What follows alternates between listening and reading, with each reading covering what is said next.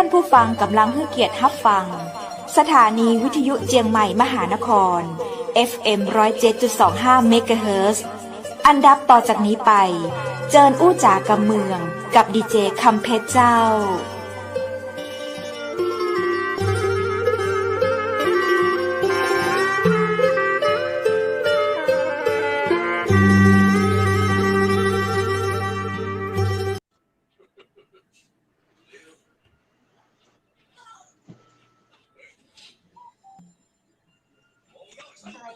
สวัสดีคุณผู้ชมที่ท่านได้ขึ้นจังหาจำนักเจ้ายินดีต้อนรับเข้าสู่รายการเมืองตันเชียงใหม่มหานครแพร่ภาพออกอากาศจากอาคารวังสิงห์คำอำเภอเมืองจังหวัดเชียงใหม่เจ้าคุณผู้ชมเจ้าปีกปากับข้าเจ้าดีเจคำเพชรและดีเจบุญนะเจ้าวันนี้เป็นวันดีเลิกงานเดือนดีเจ้าเป็นวันชาติใหญ่เป็นวันออกพรรษานะเจ้าตรงกับคืน15 ค่ำเดือน11นะเจ้าต่างปฏิทินไทยเป็นเดือน11แต่ถ้าเป็นปฏิทินเมืองเหนือเจ้าล้านนาเปิ้นเพราะว่าเดือนเกียงนะเจ้าเดือนเกียงหรือว่าเดือนหนึ่งเจ้าออกภาษาปีนี้นะเจ้าไปท่านก็ได้ไปวัดหรือว่าไปทำบุญนะเจ้าเอาสิ่งเอาพรมาฝากกันก็ขอความอนุโมทนาสาธุด้วยนะเจ้าผู้ชมเจ้าและยินดียิ่งนะครับแขกรับเชิญของเราในวันนี้นะเจ้าเป็นตายอดีตดีเจที่มีชื่อเสียงโด่งดังของไตใหญ่แม่ฮ่องสอนวันนี้เราจะได้ฝากกับดีเจหนุ่มไตนะเจ้ายินดีต้อนรับดีเจหนุ่มไตจากอำเภอเมืองจังหวัดแม่ฮ่องสอนนะเจ้าสวัสดีเจ้าสวัสดีพี่ดีเจหนุ่มไตสวัสดีพี่ดีเจบุญเจ้าครับผมสวัสดีครับพี่ดีเจหนุ่มไตครับครับสวัสดีครับพี่ดีเจหนุ่มไตได้ยินเสียงข้าเจ้านะเจ้าไม่ได้ปากันมาเลยเจ้ายินดีครับวันนี้เราประกาศวันออกว่าถ้าตังแม่ฮ่องสอนก็ออกมันก็ฮ้องว่าเหมือนกันเนาะปีที่ผ่านมาก็คือถ้าบ่มีโควิดเนี่ยตังอำเภอเมืองแม่ฮ่องสอนเพื่อก็จะจัดงานปอยเหลือ11แล้วก็ตังแม่เสลียงเพื่อก็จะจัดงานออกว่า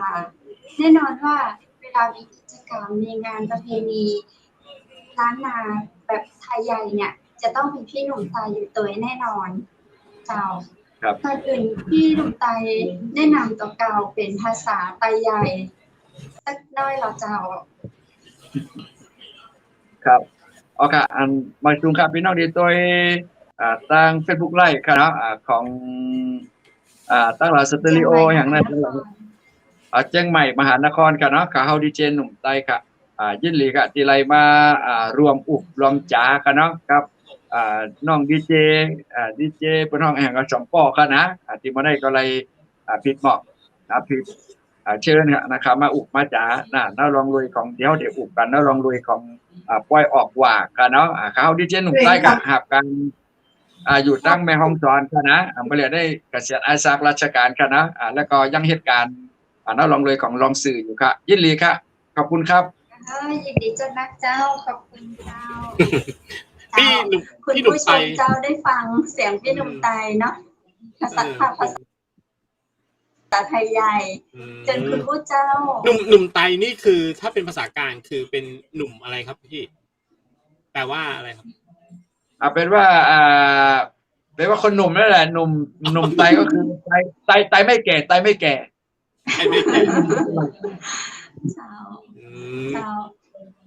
วันนี้เนาะตังอำเภอแม่เสลียงก็มี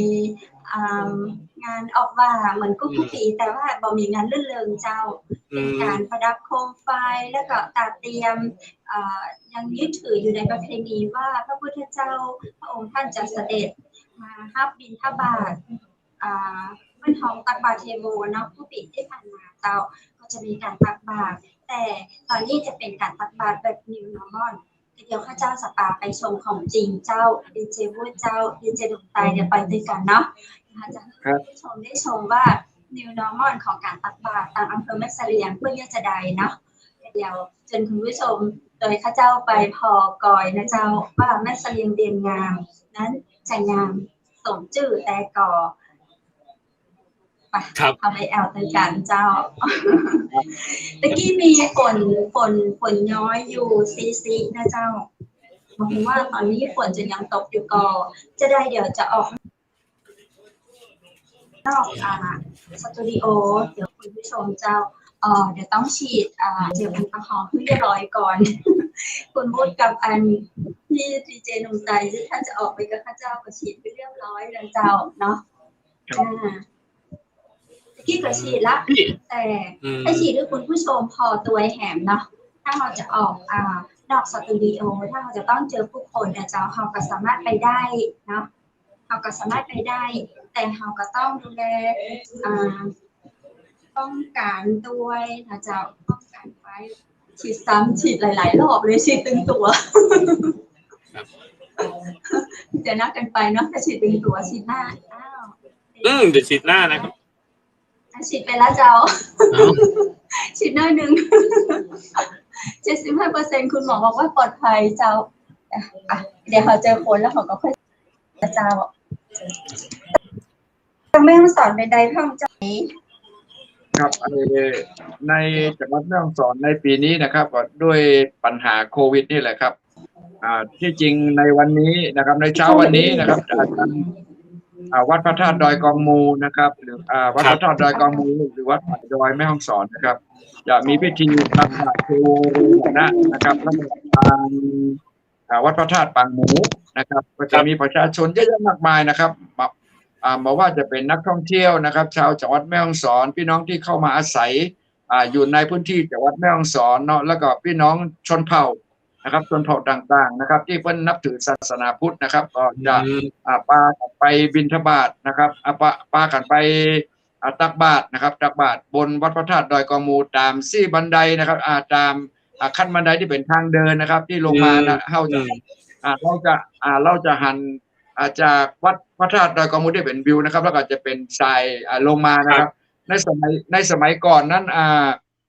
เพื่อจะตัดต้นไม้นะครับเพื่อจะตัดต้นไม้แล้วก็คือทั้งรูปเนี่ยเห็นนะครับว่า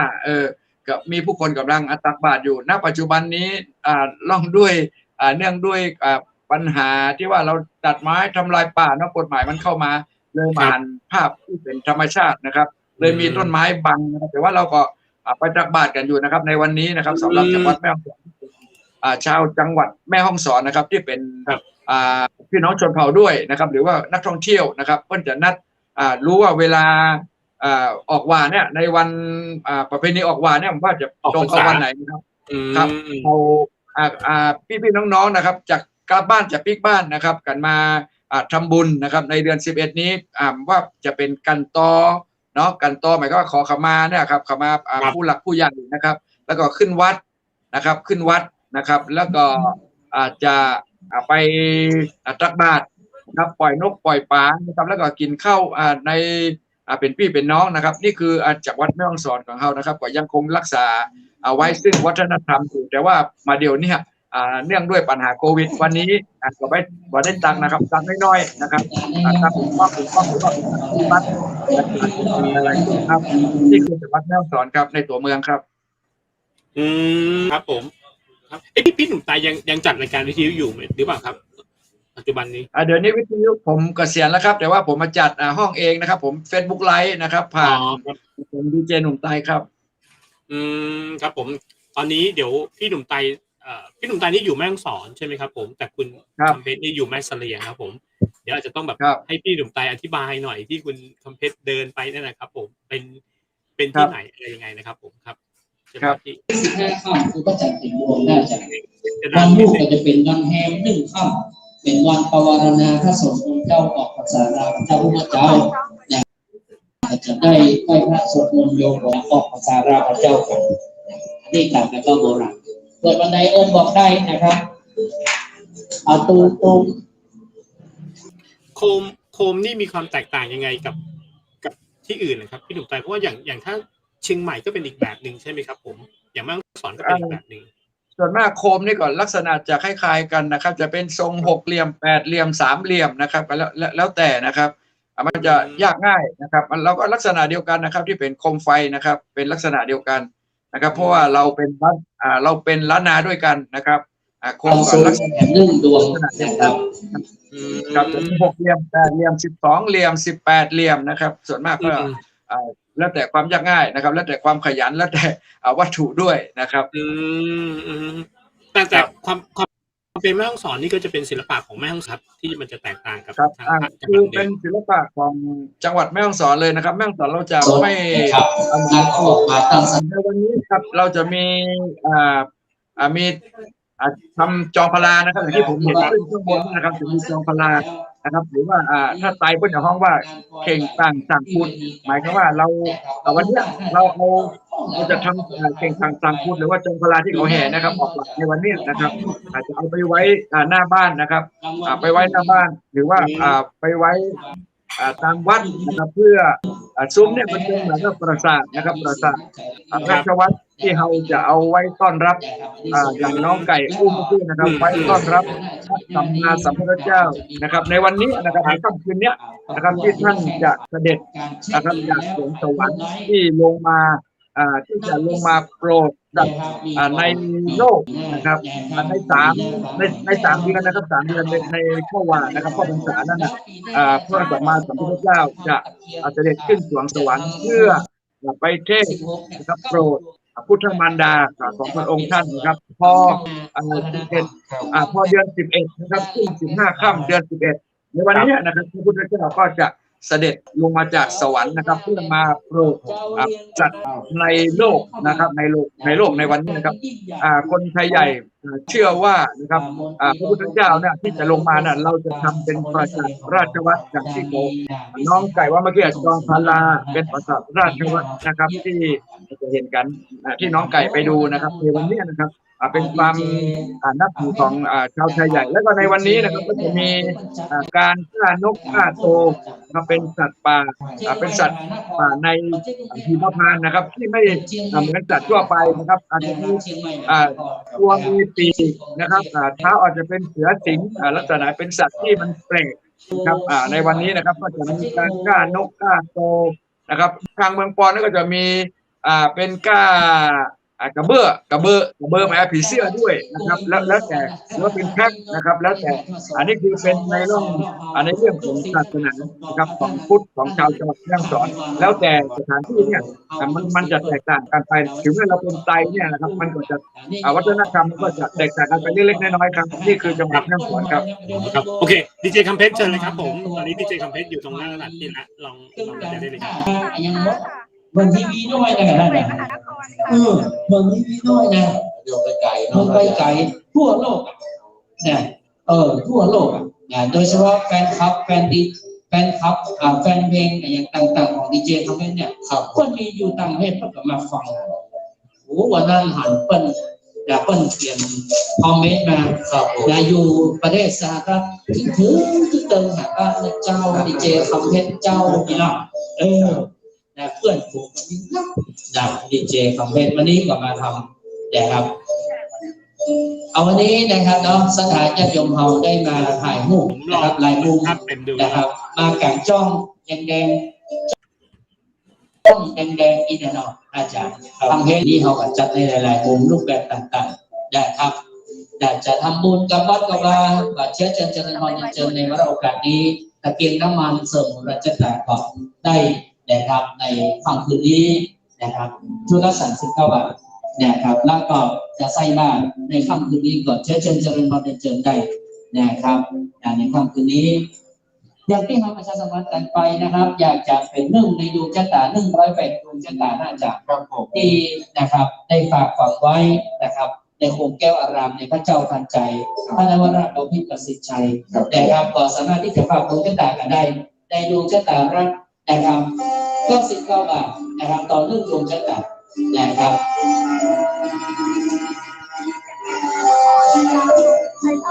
ใครก็สนใจในงานนครนำโมทนาบุญนี่ก็ลูกพระลูกเนรฝากญาติโยมศรัทธานาบุญแต่เป็นเนื้อนาบุญเนื้อเชื้อไขนี่มาเรียนศึกษาในโรงเรียนพระปริยติธรรมธีรราชมหามุนีอันนี้มาเบอร์เซียงที่ดีเจคำเพชร อันนี้ก็เสี่ยงกันนะถ้ามันเสี่ยงเนี่ยโหจะเต็มหลังนะไอ้ที่ผ่านไปผ่านมาในประเทศอิสราเอลก็สามารถที่จะมาร่วมถวายเป็นพระทหารเนี่ยครับถวายเป็นพระทหารเพลเพราะว่ามาฟังพระทหารทุกวันน่าจะนะครับฝากไปตามเชียงใหม่มหานครนะครับได้เอิ้นบอกกันนะครับโดยดีเจทำให้เกิดจะเป็นสถานบุญน่าจะเอิ้นบอกก็ได้นะครับทำบุญตามชี้เจตนานะครับหรือจะร่วมกันเป็นเจ้าภาพเจ้าสถานในเรื่องของการเมื่อวานเป็นเรื่องการศึกษาพระสงฆ์องค์เองนะครับที่ห้องเรียนศึกษานะครับในโรงของสามารถที่จะห้องเรียนศึกษาแรกก่อนเป็นเจ้าภาพเจ้าสถานได้นะครับวันนี้งานปล่อยออกว่าในการรักษามาตรการทางดีเจคอนเทนต์เปิ้ลสี่ครับเปิ้ลนันบีครับเจียวล้างแต่เราป้องกันนะครับตอนนี้สถานญาติโยมในประเทศเสรียงต่างจังหวัดที่ฉีดวัคซีนครบโดสมาจากเริ่มก็เข้ามาในประเทศเสรียงแล้วก็เช็คก็น้องว่าเช็คอินแล้วก็สแกนQR Code สวัสดีครับเช็คสวัสดีแม่ฮ่องสอนหรือคุณนะครับสแกนQR Code เนี่ยครับสวัสดีแม่ฮ่องสอนนะครับใครเข้ามาตั้งแต่แรกเข้ามาต้นก็จะสแกนQR Code สวัสดีแม่ฮ่องสอนเพื่อที่เขาจะได้รับรู้ข้อมูลต่างๆแต่ครับเป็นการป้องกันตัวการลายในจุดถ้าเป็นทางรายเช่นกันเจอเลิศดีเจคอมเมนต์เจอท่านผู้ชมสถานญาติโยมที่พอในไลฟ์สดเข้าไปในโบสถ์นะครับแต่วันนี้นะครับสถานญาติโยมที่ผ่านไปผ่านมาจากอ่างเตียงนะครับเรือแห่งพี่เล่นละนะครับ108 ดวงชะตาแต่วันนี้นะครับเรือแห่งพี่เล่นนะครับเนาะจะสามารถที่จะเป็นผู้ที่โชคดีในปีนะครับเพื่อท่านดูนะว่าจะมีลงเชียงใหม่ได้400ไปเล่นนะจ๊ะ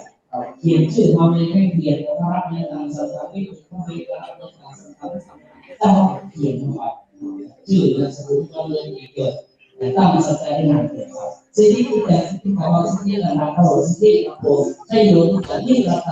ำสภาพสิ่งที่พ่อวางทุกสิ่งอย่างองค์พระประธานนี้พี่ดิใจครับพี่ใจพออธิบายได้ไหมครับองค์พระประธานนี้นี่เป็นพระพุทธรูปปางไหนครับมากก็จะอันนี้น่าจะเป็นวัดไทยใหญ่นะครับวัดบุญเรืองเขาไม่ใช่วัดอะไรนะวัดที่มันอยู่กับริมน้ำอะไรเขาเรียกวัดอะไรนะที่เราลงไปบ้านวัดอะไรแห้งนั้นส่วนมากก็จะเป็นเขาเรียกปางอะไรครับเหมือนพระเจ้าคุณโตนะครับประดิษฐานที่ในวัดโบเวียงครับเพราะว่าตอนนี้ไมค์ของดีเจครับนะครับคือจะไม่สามารถรับเสียงได้เลยเพราะว่าเสียงของอาจารย์ที่จะกบหมดเลยนะครับเลยจะไม่สามารถรับเสียงได้เราคงต้องแบบบรรยายยังไงต้องให้ดีเจหนุ่มไตช่วยบรรยายให้ฟังหน่อยครับผมนะครับในวันนี้นะครับแล้วแต่ละวัดนะครับที่จะมีพิธีการต่างๆนะครับส่วนมากก็อาจจะเป็นในเรื่องของศาสนานะครับศาสนาพุทธของเรานะครับจะไม่ว่าจะเป็นการไปไหว้พระนะครับไปจุดเทียนนะครับตามวัดวาอารามต่างๆนะครับเจ้าที่เจ้าทางเจ้าป่าเจ้าเขานะครับเจ้าบ้านนะครับเจ้าเมืองที่เรานับถือนะครับแล้วก็ในวันนี้นะครับอันที่จริงในสมัยโบราณก็จะมีการจุดเทียนนะครับต้นไม้เทียนตามถนนเนี่ยที่อาจจะเป็นแสงสว่างนะครับที่กงจักรของเราจะได้หมุนอีกครั้งหนึ่งนะครับถึงเวลาวันนี้นะครับเป็นวันสุดท้ายนะครับที่เข้าพรรษาเนาะในสมัยโบราณนั้นมันไม่มีไฟฟ้าใช้นะครับแต่ว่าเราใช้ไม้เทียนไม้ไผ่นะครับที่เป็นตะเกียงนะครับที่จะไปจุดตามวัดนะครับวัดวาอารามนะครับต่างๆนะครับอันนี้ก็เป็นชาวไทยใหญ่ที่นับถือไม่ทราบว่าทางอำเภอแม่เสลียงเรามีไม้เกี้ยนะครับแต่ว่าแม่ฮ่องสอนเนี่ยเรายังมีอยู่นะครับก็ยังทำขายอยู่เป็นลำเป็นต้นๆนะครับถ้าทางเมืองปอนเนี่ยในวันนี้นะครับทางเมืองปอนในถนนในทางเมืองปอนก็สว่างสวยบางวันนี้น่าจะปิดไฟถนนด้วยนะครับก็จะมีแต่ต้นเกี้ยนะครับที่เราได้จุดกันนะครับเรายังนับถือเรายังนับ เรายังเอาวัฒนธรรมเก่าๆเข้ามาใช้อยู่ที่บ้านเมืองกรนะครับบ้านต่อแพรขุนยวมอะไรพวกนี้ครับยังมีแม่ฮ่องสอนก็ยังมีอยู่นะครับเป็นบางหมู่บ้านนะครับในจังหวัดแม่ฮ่องสอนเรานะครับคือดีเจคำเพชรครับจะไม่ได้ยินเสียงของดีเจคำเพชรเลยเพราะว่าไมค์ของดีเจคำเพชรสู้ไมค์ของพระอาจารย์เขาไม่ได้แน่นอนครับเสียงของพระอาจารย์เขาจะดังเข้ามามากกว่านะครับอาจจะต้องหาที่เงียบๆที่แบบคอยบรรยายนั่นแหละครับผมเพราะว่ายิ่งถ้าออกมาอย่างนี้ผมว่าไม่ได้ยินเสียงแน่นอนพอพูดกลับมา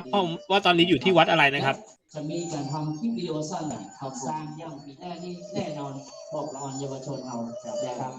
ทุกมุมของวัดอาจารย์เขายกเว้นนะครับป่วยที่โหก็เป็นไรครับพี่ดีเจหนุ่มไตเราก็ดูบรรยากาศไปด้วยพร้อมกับดูแสงสวยๆอะไรไปด้วยเลยแล้วกันนะครับจะขึ้นไปไหว้เจ้าเขมรินทร์เนาะครูบาเซนปานอดีตเจ้าอาวาสพระศิวดลที่บนนะครับศาลาตำหลวงเยอะจนจะเป็นพอเป็นเจดีย์กันนี้ได้เลยครับจริงๆแล้วเหตุการณ์ปกตินี่คนจะเยอะกว่านี้หรือเปล่าครับผมนะครับผม108 รูชั้น5อาจารย์จะพี่ว่าเดือนซาวกว่าเล่นเท่านั้นดีเจคำเพชรครับลองบรรยายหน่อยครับนี้จัดไว้108 รูหมดแล้วหมดเลยนะครับเพราะฉะนั้นสถานที่ที่จะได้นะครับตั้งกรรมการตั้งสัจจะนิษฐานนะครับในบุญกุศลในครั้งนี้ก็จะเป็นความเสื่อมใดแล้วก็นะครับปีนี้ยังได้จัดนิรันดร์ของว่าเขามีใส่บาตรพระเจ้าเขาได้จัดเหรียญไว้นะครับเมื่อสถานยมปูจาเหรียญนะครับใส่บาตรจำนวน11 บาท11 แก่กับพระสงฆ์สามเณรที่จำสามวัดสิบเดือนสามารถที่ปูจาได้แบบชุดละ100 บาทแดงครับจะมาไม่มีท่าใดนะจ๊ะ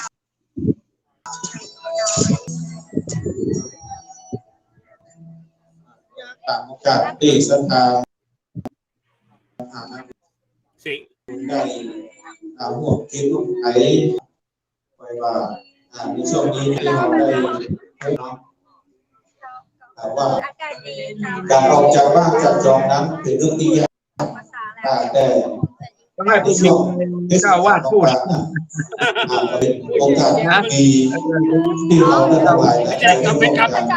ไม่ดีเจคำเพชรสู้ร่วมกันภายในกองเจ้าไม่ดีเจคำเพชรสู้ชาววัดไม่ได้เลยซึ่งวันนี้นะในจากคืนนี้ถือว่าเป็นโอตนากับสมาชิกกับที่ได้กับอนิการบูชาสิ่งต่างๆเพื่อที่จะได้ถวายเป็นพุทธบูชาธรรมบูชาสังฆทานสร้างเดี๋ยวผมขออนุญาตเฟซเสียงก่อนแล้วกันครับผมไม่งั้นเดี๋ยวคนดูเขาจะแบบว่าเขาจะไม่ได้ยินอย่างนี้ถามพี่ดีเจหนุ่มไตครับผมแล้วบรรยากาศที่แม่ฮ่องสอนนะครับคึกในตัวเมืองเนี่ยวัดต่างๆแม่ฮ่องสอนก็มีเยอะแยะคึกคักอย่างนี้หรือเปล่าครับผมคือในปัจจุบันเนี่ยนะครับน้องวุฒิครับเพราะว่ามันก็เหมือนกันหมดนะครับในเรื่องของปัญหาโควิดนะครับที่เข้ามาทำลายตามธรรมดานะครับเราก็จะมีงานตั้งแต่วันที่16นะครับ16นะครับจนถึงในวันจนถึงวันที่20นะครับก็จะมีพิธีการและเล่นต่างๆเยอะแยะมากมายนะครับในสำหรับพี่น้องชนชาติไทยในจังหวัดนี้นะครับไม่ว่าจะเป็นการแข่งขันนะครับในการฆ่านกฆ่าโตการตีกองนะครับกองมองเชิงกองก้นยาวนะครับก็แล้วแต่ละหมู่บ้านในการเล่นของพี่น้องชาวไทยใหญ่นะครับการที่มองกากนี่คือเอาไม้นะครับมาเคาะกันนะครับมาเคาะให้เป็นจังหวะนะครับเราก็ดูเหมือนกับนกนะเหมือนกับสัตว์ป่านะครับที่เขาจีบกันนั่นแหละนะครับก็จะเป็นจังหวะในการเต้นนะครับลักษณะนั้นนะครับมีการประกวดลำนกนะครับลำโตนะครับบนเวทีนะครับก็จะในจังหวัดแม่ฮ่องสอนที่จริงก็จะมีการแข่งขันกีฬาด้วยนะครับแล้วก็มีการประกวดจองพาราด้วยนะครับในแต่ละวัดนะครับประมาณสัก15 ถึง 20 วัดนะครับถ้าไม่มีโควิดนะครับในปัจจุบันนี้เราติดโควิดนะครับก็ไม่มียกเลิกนะครับแต่ว่าเรายังประดับนะครับประดับจองพาราอยู่นะครับเป็นตามจุดต่างๆนะครับให้พี่น้องไปกราบไหว้นะครับในวันนี้นะครับเพราะพรุ่งนี้แล้วนะครับก็จะเอาไปถวายตามวัดต่างๆไป ใครเป็นศรัทธาวัดไหนก็ไปกราบไปไหว้นะครับเราจะไปจุดเทียนนะครับจุดเทียน7 วันนะครับ7 วันตั้งแต่วันนี้นะครับจนไปถึงนู่นนะครับจนไปถึงวันที่29นะครับแรม8 ค่ำเดือน11นะครับก็จะไปขึ้นที่จริงเราต้องไปทุกวันนะครับไปจุดเทียนนะครับแล้วก็ต้องขึ้นวัดนะครับฟังธรรมนะครับในช่วงออกพรรษานี้นะครับ7 วันแล้วก็ถ้าวันที่29นั่นก็จะเป็นเขาเรียกว่ากอยจอดนะครับอ่องจอดนะครับเขาเรียกว่าอ่องจอดอ่องก็คือหมายความว่าในเดือน11เนี่ยเรามีพิธีการต่างๆเรียบร้อยแล้วนะครับแล้วก็คืออ่องหมายความว่าทำให้มันเอามารวมกันให้มันเสร็จเป็นพิธีนะครับหมายว่าปิดงานนั่นแหละครับนะประมาณวันที่29นะครับแรม8 ค่ำเดือน11หมายว่าพิธีในเดือน11ของเราเนี่ยนะครับที่เราเข้าพรรษาเนี่ยมันเรียบร้อยแล้วนะครับลักษณะนั้นแล้วก็จะในต่อไปเดือน12นะครับแล้วก็จะมีพิธีการต่างๆชีวิตก็เริ่มใหม่ต่อไปเพราะว่าน้ำมาแล้วนะครับพี่น้องชาวไร่ชาวนาชาวสวนก็ดำเนินชีวิตตามปกติต่อไปนะครับครับผมพี่หนุ่มไตครับพี่หนุ่มไตลองขยายคำว่าจองพาราที่เป็นภาษากลางหน่อยครับจองพาราคืออะไรครับคือปราสาทราชวัตรนะครับจองพาราก็คือปราสาทนะครับปราสาทไว้ต้อนรับนะครับพระสัมมาสัมพุทธเจ้าเดี๋ยวผมจะเอาตัวอย่างให้มาดูนะครับครับได้ครับเดี๋ยวพี่ดีเจคำเพชรครับลองพูดเสียงเจ้าดีเจพูดอะไรเจ้าอันนี้โอเคดีเจครับผมว่าดีเจคำเพชรต้องหาสถานที่ที่มันเงียบกว่านี้ครับในค่ำคืนนี้นะครับคืนที่2อาจารย์อย่างวันพรุ่งนี้เป็นคืนที่3คืนสุดท้ายห้ามต่างสถานการณ์โอเคครับโอเคไม่เป็นไรเดี๋ยวผมคุยกับพี่หนุ่มไตไงพี่หนุ่มไตครับอันนี้ก็คือจองพาราก็คืออันนี้ใช่ไหมครับจองพารานะครับถ้าไทยใหญ่เขาจะเรียกว่าเข่งต่างพูดค่ะหมายก็เขาจะทำอันเนี้ยถ้าเปรียบเสมือนสมัยก่อนก็จะถวายวัดนะครับหรือว่าเราเป็นเศรษฐีหน่อยนะครับก็จะทำลายภาพพี่หนุ่มไตใหญ่ๆนิดนึงโอเคครับผมเป็นสังกะสีนะครับนี่ครับจะเป็นอย่างนี้ครับเป็นสังกะสีไม่ได้เป็นกระดาษด้วยนะครับเป็นสังกะสีนะอันนี้เป็นสังกะสีนะครับมีต่อฉลุเรียบร้อยแล้วนะครับตามธรรมดานะครับตามในตรงเนี้ยนะครับเราก็จะห้อยขนมนมเนยนะครับเป็นอ้อยเป็นกล้วยนะครับเป็นจะมีต้นกล้วยเหมือนที่เราเห็นนะที่ตาม4 มุมเนี่ยนะครับ4 มุมตรงนี้นะครับเราก็จะมีต้นกล้วยต้นอ้อยนะครับมามัดนะครับเพื่อความอุดมสมบูรณ์นะครับของพี่น้องชาวเกษตรกรเราจะมีดอกไม้นะครับแล้วก็ที่ใต้ราชวัตรเนี่ยก็จะมีในเรื่องของเกษตรนะครับเป็นส้มโอเป็นฟักเป็นแตงกวานะครับเป็นผลไม้รากไม้นะครับเป็นขนมที่เราทำถวายในเดือน11นี้นะครับก็จะมาห้อยนะครับเพื่อต้อนรับพระสัมมาสัมพุทธเจ้าหมายก็เราเอาถวายนั่นแหละนะครับถ้าเราพูดถึงนะครับตรงนี้เนี่ยเอามาห้อยเต็มไปหมดนะครับข้างล่างอาจจะเราไปเห็นที่วัดแม่ตะเลียนนะครับที่เป็นวัดไทยใหญ่นะไปดูนะครับที่ผมก็ไม่รู้วัดชื่ออะไรนะครับที่ลงไปทางบ้านอะไรเขาเรียกอะไรร้องแห้งอะไรนั่นนะทางที่ลงน้ำนั่นนะครับมันจะเป็นแบบนี้ไปดูได้นะครับนี่ครับคือจองพาราอันนี้เราทำแบบดีนะครับถ้าเป็นเศรษฐีก็คือเศรษฐีเขาทำแต่ว่าถ้าเป็นชาวบ้านธรรมดานะครับก็จะใช้ไม้ไผ่นะครับไม้ไผ่นะครับใช้ไม้ไผ่สารเอานะครับถ้าเล็กน้อยก็สารเล็กน้อยนั่นแหละครับสาร2-3เป็นต่อเป็นไม้ไผ่นิดเดียวนะครับเพื่อเราช่วยกันรักษาวัฒนธรรมประเพณีแล้วก็เพื่อต้อนรับพระสัมมาสัมพุทธเจ้าในสมัยโบราณนั้นทุกบ้านนะครับต้องมีนะครับแบบนี้ทุกบ้านนะครับมีความเชื่อนะครับในวันนี้นะครับพระสัมมาสัมพุทธเจ้านะครับที่ขึ้นไปโปรดพุทธมารดาบนสวงสวรรค์นะครับที่ลงมาในวันนี้นะครับเราเอาต้อนรับพระสัมมาสัมพุทธเจ้าเนี่ยครับคือปราสาทราชวัตรนะครับแบบนี้ถ้าคนไทยใหญ่เรียกว่าเก่งต่างพุทธครับครับผมเห็นสวยมากๆครับได้ครับสวยเลยครับเป็นสังกะสีด้วยนะครับผมครับได้อันนี้ดีเจคำเพชรครับเอาเลยครับโมเดลนะครับลิเพชรครับพอบรรยายได้ไหมครับผมเพราะว่าผมยังไม่ได้เสียงดีเจคำเพชรเลยอันนี้ห้องอาหารนะไม่เป็นรองสีมันเพิ่งเติมหาแต่เจ้าอีหลักได้จากที่รับก็มีในนี่เจ้าแม่ประนอมศรีแต่ถ้าใครแม่ประนอมศรีได้จาก มานำพระไฟสาธุแม่ชื่อว่าอะไรครับสงสัยจะได้ยินเสียงยากครับคุณโยมระบายสุพรนี่อย่างบรรยากาศที่แม่เสลียงนี่ถือว่าคึกคักไหมครับพี่หนุ่มไตครับคือเมื่อก่อนแม่เสลียงไม่เคยมีนะครับแม่เสลียงนะครับเพิ่งมามีไม่นานประมาณสัก10 กว่าปีถึงไหมนะครับเพราะว่าได้รับการสนับสนุนจากองค์การบริหารส่วนจังหวัดแม่ฮ่องสอนนะครับถ้าปล่อยออกหวังเนี่ยก็จะไปทำที่แม่เสลียงแต่ว่าเป็นโอกาสอันดีนะครับที่เราได้ร่วมกันรักษานะครับบำรุงนะครับในเรื่องของศาสนานะครับในพิธีปล่อยออกหวังนะครับส่วนมากแม่เสลียงเนี่ยถ้าเราพูดถึงประมาณสัก70-80%นะครับที่เป็นคนเมืองเราไม่ใช่คนไทยใหญ่จริงๆนะครับคนไทยใหญ่เนี่ยก็จะมีจากแม่ลาน้อยนะครับแม่ลาน้อยขึ้นมานะครับแม่ลาน้อยขึ้นมาจนถึงจังหวัดแม่ฮ่องสอนนะครับแม่เสลียงเนี่ยเมื่อก่อนถ้าเราเรียนหนังสือเนี่ยก็จะเป็นพวกละเวะนะครับหรือว่าพวกลัวนะครับที่อาศัยอยู่ในเชียงใหม่นะครับที่เลยที่ล่นลงมานะครับมาเรื่อยๆนะครับมาทางตั้งแต่อะไรจอมทองสันป่าตองเนี่ยนะครับมาฮอดแล้วก็จนมาถึงแม่เสลียงนะครับพวกคนพี่น้องคนเมืองก็จะมีวัฒนธรรมของ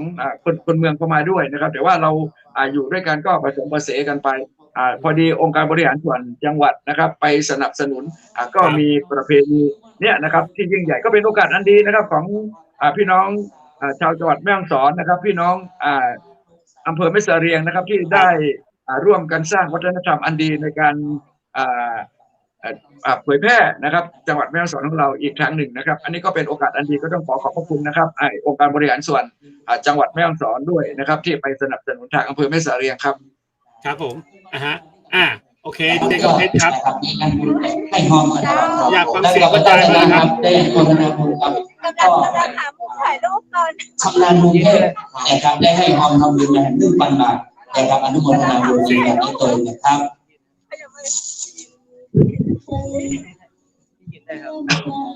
คือเสียงสู้พระอาจารย์เขาไม่ได้จริงๆครับไม่เป็นไรดูบรรยากาศไปก่อนเป็นบรรยากาศออกมาไงประมาณนี้ค่ะเป็นกำลังฟังเสียงเจ้าบรรยายเท่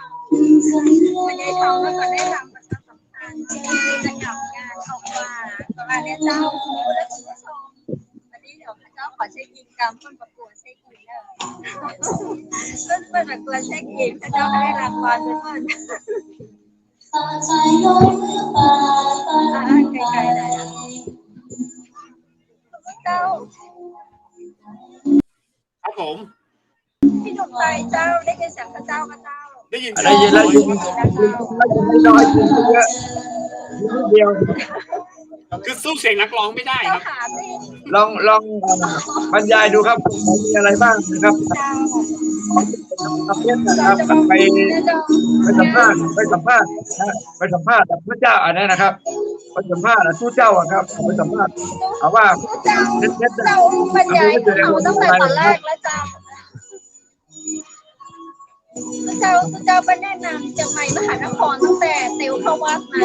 ในการนี้นะครับก็จะมีการปิดจองนั้นบรรดาสถานที่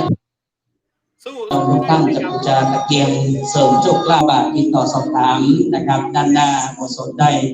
นะครับเราจัดไว้108 จุกเหมือนกันนะครับวันนี้ก็คงจะเหลือนะครับแต่ตั้งแต่แล้วนะฮะเนาะวันนี้สำหรับผู้ที่โชคดีจะได้บูชาดวงชะตาก็สามารถที่จะมานะครับบูชากันได้39 บาทนะครับดูเป็นบรรยากาศแล้วกันนะครับผมเพราะว่าสู้เสียงที่ออกอากาศหมายถึงว่าเสียงที่เป็นสายของอาจารย์เขาไม่ได้จริงๆครับครับก็ครับเดี๋ยวผมขอเสริมหน่อยนะครับน้องวุฒิครับเนาะถ้าในเรื่องของศาสนาพุทธของเรานะครับเราอยู่ตรงไหนนะครับทั่วโลกนะครับที่เป็นพุทธในวันนี้ก็จะเป็นวันสำคัญทางศาสนาอีกวันหนึ่งนะครับในวันออกพรรษานะครับเพราะว่าจะมีการขึ้นวัดนะครับมีการตักบาตรทำบุญนะครับแล้วก็ปล่อยนกปล่อยปลานะครับแล้วก็ไปขอขมานะครับปู่ย่าตายายพ่อแม่ของเรานะครับแล้วก็จะปฏิบัติคล้ายคลึงกันหมดนะครับทั่วโลกนะครับที่เราปฏิบัติกรรมในเรื่องของศาสนาไม่ว่าเราจะอยู่ ในซีกโลกไหนนะครับก็ปฏิบัติคล้ายๆกันนะครับในเรื่องของศาสนาในวันนี้นะครับเพราะเรามีปฏิทินอันนี้ก็น่าจะเป็นสากลนะครับในเรื่องของศาสนาพุทธก็มีหลายที่นะครับหลายที่บางทีอาจจะมีอุปสรรคนะครับในเรื่องของปัญหาโควิดแต่ว่าเราก็ลดหย่อนผ่อนไปแต่ว่าเราคงปฏิบัติกันอยู่นะครับปฏิบัติกันอยู่อย่างที่พระคุณเจ้านะครับพูดเมื่อกี้เนาะว่าเราไปไหนนะครับเราไปไหนเราก็ควรจะป้องกันตัวเองนะครับเพราะว่าเดี๋ยวนี้มันอย่างโควิดเนี่ยมันเป็นสถานการณ์โลกไม่ใช่เป็นสถานการณ์ของอำเภอแม่สเรียงหรือสถานการณ์ของจังหวัดแม่ฮ่องสอนเราต้องอยู่กับมันให้ได้นะครับอย่าไปกลัวนะครับอย่าไปกลัวอีกหน่อยก็จะเป็นโรคประจำถิ่นเหมือนโรคไข้หวัดเนี่ยแหละผมคิดว่านะถ้าเราสร้างร่างกายที่เข้มแข็งนะครับผมว่าทุกอย่างนะครับไม่สามารถเข้ามาในร่างกายเราหรอกนะครับส่วนมากคนที่เสียชีวิตไปนั่นแหละส่วนมากก็เป็นคนที่เห็นไหมครับเป็นโรคประจำตัวอยู่แล้วนะครับแล้วก็พอโรคโควิดเข้ามาเสริมนะครับทำให้เราเสียชีวิตเร็วขึ้นแค่นั้นนะครับขอให้อยู่ให้มันให้ได้นะครับเพราะว่ามันจะเป็นโรคประจำถิ่นแล้วผมคิดว่าอย่างนั้นนะครับก็ไปไหนก็ป้องกันอย่างที่น้องคำเพชรบอกเมื่อกี้นะครับใส่แมสนะครับล้างมือนะครับเว้นระยะห่างนะเป็นอย่างเงี้ยนะครับอีกวันที่หนึ่งใช่ไหมดีเจวุฒิครับใช่ครับประเทศแล้วนะครับแม่ฮ่องสอนคึกคักนะน้องวุฒินะน้องวุฒิแม่ฮ่องสอนเราเนี่ยคือผู้คนมาเยอะแยะแล้วก็วันที่11นะครับน้องวุฒิวันที่11พฤศจิกายนเดือนหน้านะครับทุ่งบัวตองอำเภอขุนยอมเราเปิดแล้วนะครับเปิดแล้วนะครับสวยมากท่านนายอำเภอว่าที่ร้อยตรีณรงค์ชัยจินดาพันธ์นะครับท่านไปถ่ายให้เรียบร้อยแล้วนะครับสวยงามมากยังไงก็ขอเชิญชวนนะครับทั่วโลกนะครับมาเที่ยวได้แต่ว่ามาเที่ยวแล้วเราก็เว้นระยะห่างนั่นแหละนะครับจะมีเจ้าหน้าที่อส.ฝ่ายปกครองทหารตำรวจนะครับเข้าไปดูแลในการเดินทางในการวัดไข้นะครับในการต้อนรับนะครับนักท่องเที่ยวที่จะไปเที่ยวจังหวัดแม่ฮ่องสอนที่จะมาเที่ยวจังหวัดแม่ฮ่องสอนของเรานะครับยังไงทุ่งบัวตองก็ขอฝากไว้ด้วยครับครับพี่ดีเจหนุ่มไตครับเมื่อกี้ที่พี่ดีเจหนุ่มไตบอกว่าตอนแรกก็คือจัดเป็นรายการวิทยุแต่ตอนนี้เปลี่ยนมาเป็น Facebook ไลฟ์แล้วครับพูดถึงรายการของพี่หนุ่มไตหน่อยครับถ้าเกิดคนสนใจเนี่ยเข้าไปดูได้ทาง channel ไหนครับผมครับสวัสดีนะครับเพื่อนพี่ๆน้องๆนะครับพระคุณเจ้านะครับส่วนมากผมพูดภาษาถิ่นเนี่ยผมก็ได้ส่วนมากจะไปนำเอาข่าวสารนะครับเรื่องราวของจังหวัดต่างๆที่มันเป็นสำคัญนะครับไม่ว่าจะเป็นพี่น้องแรงงานต่างด้าวนะครับที่เข้ามาอาศัยอยู่ในเมืองไทยของเรานะครับเราก็ที่จริงเนี่ยน้องวุฒิครับอย่างที่เราพูดถึงอย่างแม่เสลียงก็น่าจะเหมือนกันเขาบอกว่าที่เขาคือถ้าเราพูดถึงประเทศไทยเนี่ยเขาจะเอาใหญ่ว่าเนาะเป็นว่าประเทศเนี่ยนะครับพม่าแต่ว่าไม่ใช่พม่านะครับที่เข้ามาเนี่ยพม่าอยู่ทางระนองแล้วก็ถ้าระนองราชบุรีนะอาจจะมากาญจนบุรีนะครับถ้าขึ้นมาเหนือเนี่ยจังหวัดตากขึ้นมาเนี่ยจะเป็นไทยใหญ่หมดเลยตากนี่มีนิดนะครับแล้วก็จะผสมกับกะเหรี่ยง KNU ด้วยนะครับถ้าตามแนวชายแดนของเราเนี่ยจะเป็นไทยใหญ่จนไปถึงแม่สายเลยนะครับเป็นไทยใหญ่ที่เข้ามาที่ผมสื่อเนี่ยผมก็จะสื่อในภาษาไทยใหญ่นะครับที่เข้ามาแล้วในการป้องกันโรคนะครับเข้ามาในเมืองไทยแล้วเราต้องปฏิบัติตัวอย่างไรนะครับการทำการขออนุญาตนะทำงานในช่วงนี้เขาเปิดให้ทำนะครับในช่วงนี้นะครับสำนักงานจัดหางานเปิดให้ทำนะครับแล้วก็ผมจะประชาสัมพันธ์อย่างนี้นะครับสำหรับFacebook ผมนะครับมีเพจด้วยนะครับผมทำชื่อว่าดีเจหนุ่มไตนั่นแหละนะครับดีเจหนุ่มไตเข้าไปดูได้เลยนะครับเข้าไปดูได้เลยนะครับก็จะประชาสัมพันธ์ในเรื่องของวัฒนธรรมประเพณีข่าวสารในจังหวัดแม่ฮ่องสอนว่าจะเป็นคนเสียชีวิตข่าวสารการฉีดวัคซีนนะครับข่าวสารการทำรายงานต่างด้าวการขออนุญาตทำบัตรนะครับเนาะแล้วก็ในเรื่องของการพี่หนุ่มไตครับเดี๋ยวตรงนี้ดีเจครับพี่เขาจะมีรายงานเข้ามาเดี๋ยวให้เขาพูดนิดหนึ่งครับเชิญเลยครับสวัสดีเจ้าอะไรครับผมดีเจครับเชิญเลยครับคุณผู้ชมเจ้าข้าเจ้าฟ้าคุณผู้ชมมาแอลงานออกวาเทศกาลออกภาษาอำเภอแม่เสลียงนะเจ้าปีนี้เป็นประจัดตามมาตรการป้องกันโรคระบาดด้วยเนาะก็จะได้เห็นภาพประมาณหนึ่งนี้ข้าเจ้าได้เห็นงานสมัยมหานครค่ะอันนี้นะเจ้ากันที่เขาออกจากประตูวัดมาเนาะซ้ายมือมันจะเป็นสถานีวิท ยุคเดียวกับเราเป็นเจ้าอันนี้ก็เป็นซึ่งในประเทศไทยของเชียงใหม่มหานครเขานะเจ้าเจ้าของข้าเจ้ามาเดินชมตามถนนหนทางของอำเภอแม่เสลียงอันนี้เขายังอยู่ในซอยแบบนักท่องเที่ยวสีเหลืองอยู่นะเจ้าซึ่งในส่วนนี้ก็ซ้ายมือนี่ก็จะเป็นโรงแรมแม่เสลียงเวียงงามนะเจ้าที่เป็นสปอนเซอร์ของเราด้วยแล้วชมรมผู้สื่อข่าวจังหวัดแม่ฮ่องสอนใต้ทำจำไปพระเจ้าก็เลยได้เล่าว่าที่นี่เป็นชมรมผู้สื่อข่าวจังหวัดแม่ฮ่องสอนเจ้าก็มีการมานั่งชมอันนี้คือเหมือนเปียกฝนเนาะเหมือนเปียกฝนแล้วก็แล้วไปนะเจ้าซึ่งเมื่อเช้าเมื่อวานฝนจะตกเยอะพอสมควรที่จะเรียนเจ้าผู้ชมเห็นโครงงานเจ้าอันนี้พระเจ้ายังอยู่ที่กลางซอยอยู่เนอร์กลางซอยวัดสิงห์เรืองที่เป็นซอยซึ่งถนนเวียงใหม่นะเจ้าอยู่กลางเวียงเนาะผมจะประมาณนี้เจ้าคุณผู้ชมจะไปด้านหลังต่างเลยซึ่งปกติคนจะนั่งนะเจ้าต่างซอยนี่คือจะแบบเดินเบียดเสร็จกันเลยแต่ว่าในปีนี้เนาะตามมาตรการคือคนท่านจะน้อยก็มาเรียนทำบุญแล้วก็ออกมาที่วัดต่างๆเนี่ยนะเจ้าในเขตของเทศบาลแม่เสลียง9 วัดนะเจ้า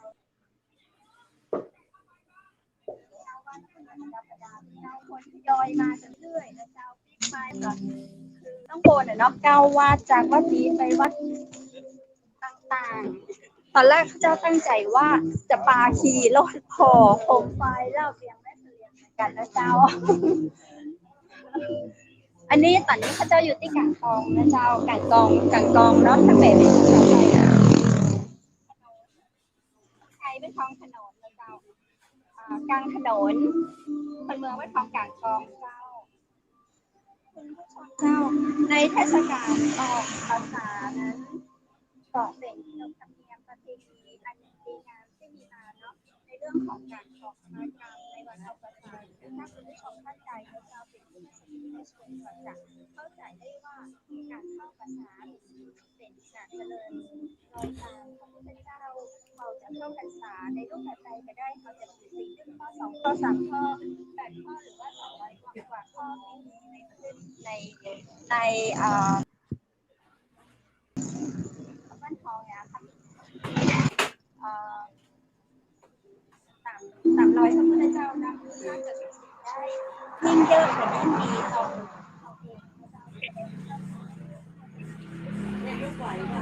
สาธุจริงๆแล้วที่สำคัญเราขอใจว่าการเข้าภาษานี้จะเข้าก็ได้แต่ว่าออกภาษานี้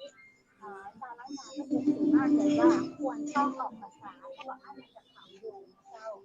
จะถามอยู่แล้วเพราะว่าจะเป็นการออกภาษาโดยการขอขมาลาการออกภาษา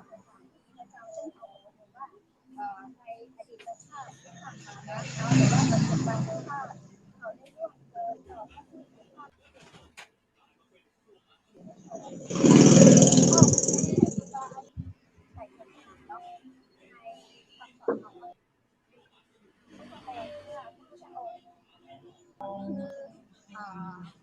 พุทธศาสนิกชนเขาได้ถือสิ่งไหนถูกสิ่งไหนผิดเนาะจะโดยตั้งใจก็ดีนะเจ้าดังนั้นในกิจกรรมการออกว่าหรือออกภาษานี้เพื่อนก็จะทำในที่อโหสิกรรมเจ้าคือกรรมที่มีนั้นเบาบางลงนะเจ้าถ้าไผ่ที่กรรมนักก็จะเบาบางลงถ้าไผ่ที่กรรมเบาอยู่แล้วก็จะเท่าไหร่หายไปโดยการที่เราได้ทำบุญออกภาษาเป็นสิ่งที่ดีนะเจ้าในวันตักบาตรเทโบโลหะนะ2 จำชื่อ3 วันในการผู้เตื้อเขาจะมาตักบาตรกันตี 3 ตี 4นะเจ้ามีการจุดประทัดมีการจุดโคมตี 3 ตี 4แต่ว่าในยุคโควิดนี้เจ้ามันเปลี่ยนมาเป็นมันเปลี่ยนมาเป็นแมลงเนาะแมลงเอาแบบสะดวกนะเจ้าอย่างที่พระอาจารย์บอกว่าก็ประมาณเมื่อเช้านะเจ้าจนถึงประมาณ30 นาทีนะเจ้าตอนนี้ถ้าอยู่ใกล้วัดต่างอำเภอแม่เสลียงนะเจ้าก็ยังทำบุญได้ต่อ เป็นวันสุดท้ายเนาะถ้าแล้วนะเจ้าจะเป็นวันแห่เทียนเถิงก็คือแห่เทียนพันเล่มเป็นกิจกรรมที่เป็นประเพณีที่ดีงามเป็นกิจกรรมที่ชาวอำเภอแม่เสลียงเพื่อนมีมานะเจ้าตลอดหลายสิบปีละพระเจ้าเปิดมาสัมผัสอยู่เกือบจะ10 ปีเราดูบรรยากาศตอนนี้ไปตัวแล้วเจ้าตะกี้พี่หนุ่มไตก็ขอเล่าถึงเรื่องของประเพณีที่ได้ฟังนะเจ้าก็เลยเล่าเรื่องการอำเภอแม่เสลียงที่ผู้ชมได้รับฟัง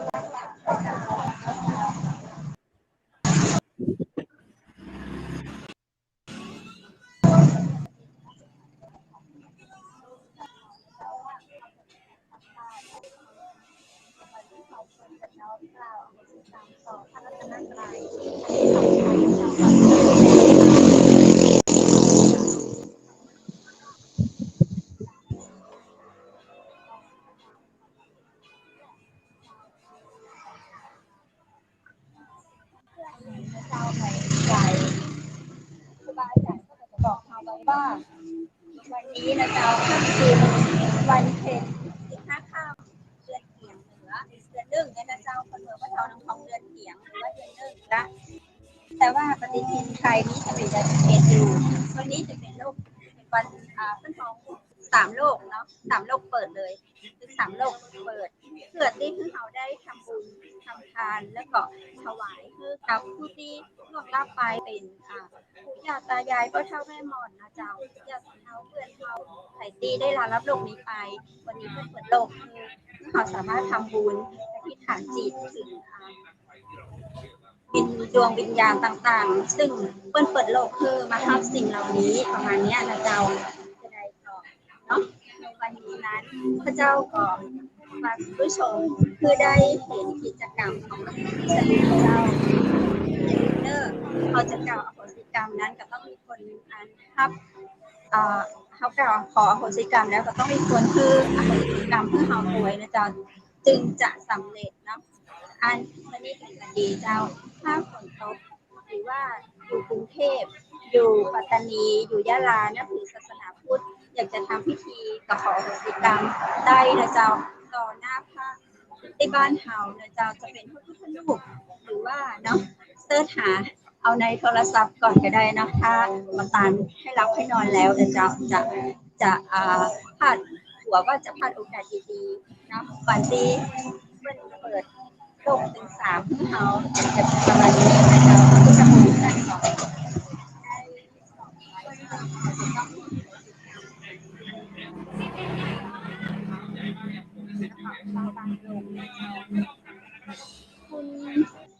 คุณผู้ชมหลายท่านที่ติดตามชมอยู่นะเจ้าถ้าหากว่าอยากจะทำพิธีอโหสิกรรมนะเจ้าแล้วนึกบ่ออกว่าจะเนี่ยจะใดก็เดียวพูดตัวข้าเจ้าเลยก็ได้นะเจ้าอยู่ที่ปากทางหน้าวัดศรีบุญเรืองนะเจ้าแล้วก็ทางหลังข้าเจ้านี่จะเป็นวัดมันตะเลนะเจ้าเดี๋ยวเขาจะพ่วงขออโหสิกรรมเพื่อกับพี่น้องประเทศไทยของเรานะเจ้าประชาชนทุกคนเนาะเพราะว่าต่างประเทศจะตามนะเจ้าก็จะได้รับร่วมกันเนาะเดี๋ยวเขาเริ่มเลยกันแล้วเจ้ายกมือขึ้นลงแล้วเจ้าแ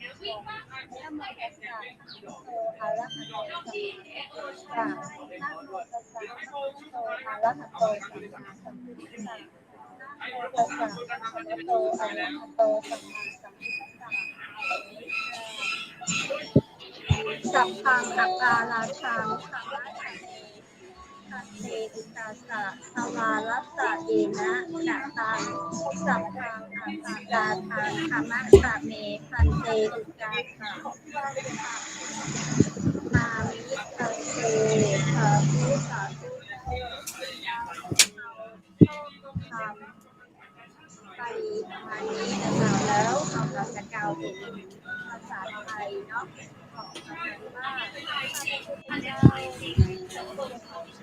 ได้เคยประมาทพลาดพลั้งล่วงเกินต่อพระรัตนตรัยอันนี้พระเจ้าทุกพระองค์พระปัญเจก พระธรรมและพระอริยสงฆ์ทั้งหลายในชาติก่อนก็ดีในชาตินี้ก็ดีด้วยทางกายหรือทางวาจาก็ดีก็ด้วยเจตนาหรือว่าก็ได้เจตนาก็ดีรู้เท่ามาถึงการก็ดีก็ขอให้พระองค์ทรงเป็นพระสัมมาสัมพุทธเจ้าทุกพระองค์ปันเสก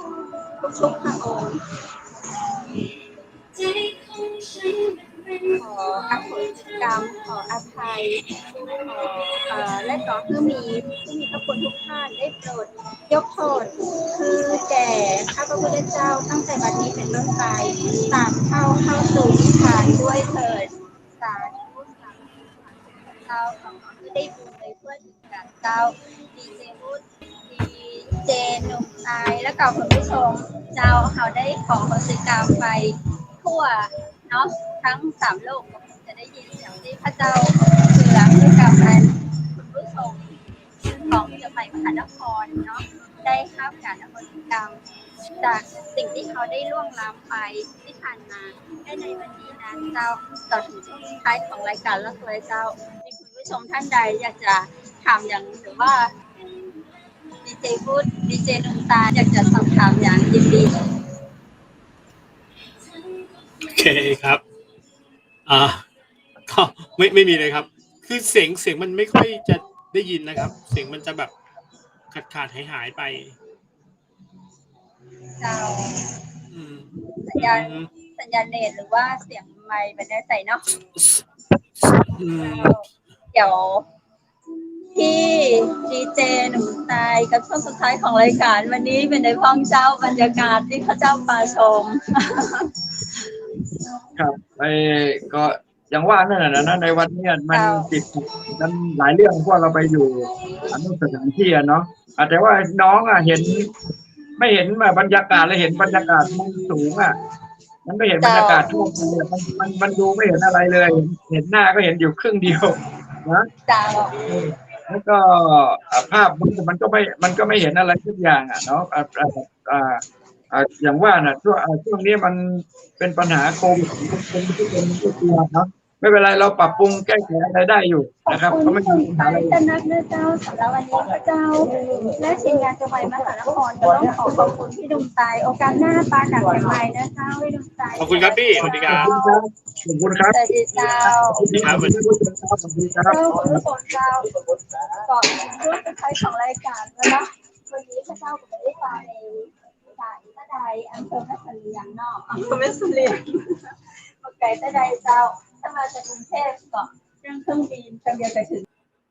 และมีเป็นรถยนต์สามารถเดินทางได้นะชม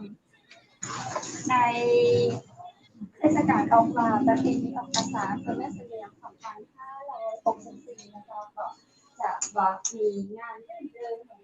ก่อนนะเจ้าจะอันต่อทำให้ความสงบเนาะมีเพื่อเราได้สัมผัสแล้วก็ได้เห็นบรรยากาศโดยประมาณหนึ่งอย่างที่ลุงไตบอกว่าก็จะได้เห็นคือความมืดนะเจ้าก็เมื่อคืนนะคะได้เอาสปอตไลท์ไปตัวเจ้าคุณผู้ชมตอนแรกก็คือรายการของเราในวันนี้นั้นก็เป็นคิวของพี่ลุงไตเนาะแล้วเขาก็สามารถติดต่อไอ้เปิ้นใดเจ้าจนสุดท้ายเขาก็เลยวางแผนกับทีมงานใหม่ว่าแขกรับเชิญของเราติดต่อสามารถติดต่อได้เจ้าจนเวลามืดเวลาค่ำไอเปิลตักมาเนาะเอาก็เลยขอเชิญไอเปิลเข้าร่วมรายการมาด้วยกันก่อนเจ้าแล้วใครที่เป็นแฟนรายการของไอดีเจหนุ่มตายก็สามารถติดตามฟังสัมภาษณ์วิจารณ์การเมือง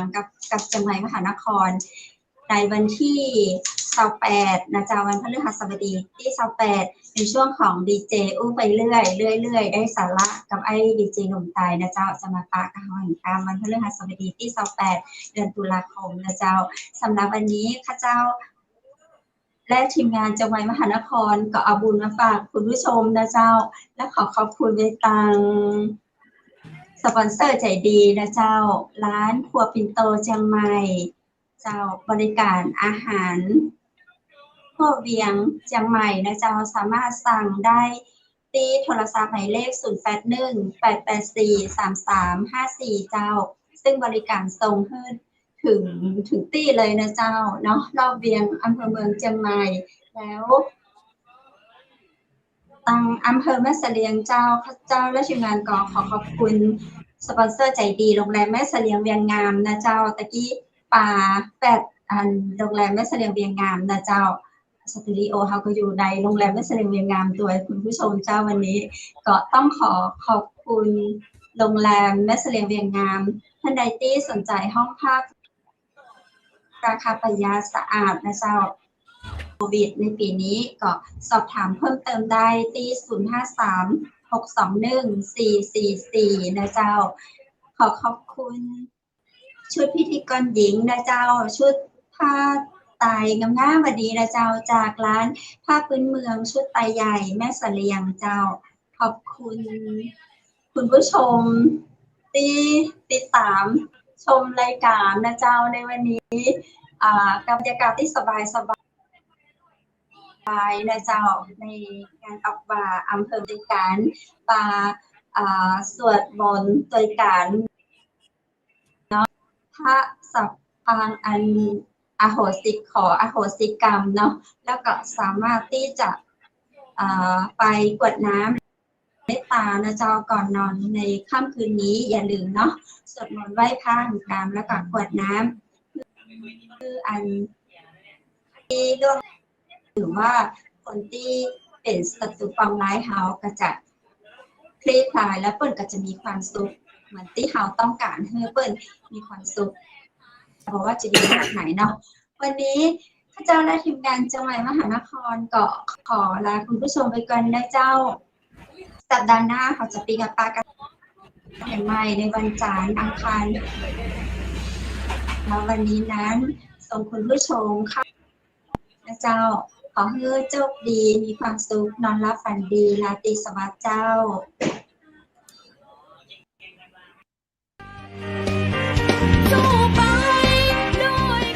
สถานีวิทยุเจียงใหม่มหานคร 107.25 เมกะเฮิรตซ์ขอแสดงความห่วงใยและเป็นกำลังใจให้ทุกท่านในช่วงการระบาดของโรคโควิด -19 ในครั้งนี้เพื่อลดความเสี่ยงควรสวมหน้ากากอนามัยทุกครั้งล้างมือเป็นประจำขอให้อยู่ที่บ้านให้นักที่สุดด้วยความปรารถนาดีจากหมู่เฮาเจ้าเจียงใหม่มหานครสนับสนุนโดยกาแฟโกแมคคอฟฟี่และโรงแรมแม่เสลียงเวียงงามโทร 053-621-444 และ 081-595-2883